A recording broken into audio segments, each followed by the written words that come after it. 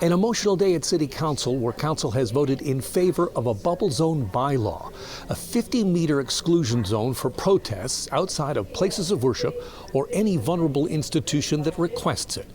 For those in favor of this is about fighting anti-Semitism.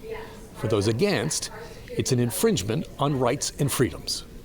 You are weaponizing anti-Semitism in your actions.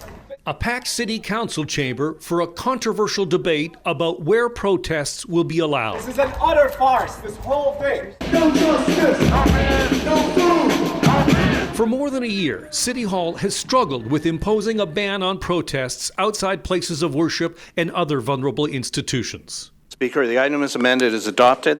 The final tally, 16-9 in favor of a ban that will establish a 50-meter exclusion zone for protests.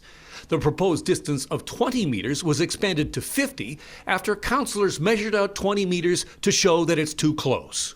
This extends rights to those trying to enter places of worship, faith-based daycares, vulnerable institutions. It doesn't take any rights away.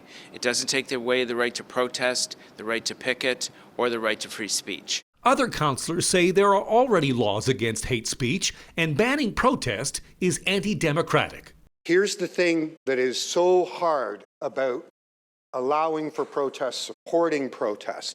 If you support protest, you have to support it for people you disagree with too. Even prior to the vote, opponents of the bubble zone bylaw say it will be up to courts to decide. Do you expect that if it passes, it faces a charter challenge? I can't see how it would not, given how vague some of the elements of this bylaw are.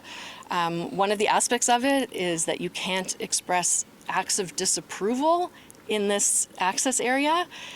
And how do you define an act of disapproval? Other places in the GTA already have bubble zone bylaws. Vaughan, for example, has one. It's 100 meters. Councillors in Toronto struggled to come to a compromise today. Not only did they increase the distance to 50 meters, but once a bubble is in place, it will remain for a year instead of 6 months, and there's no application process.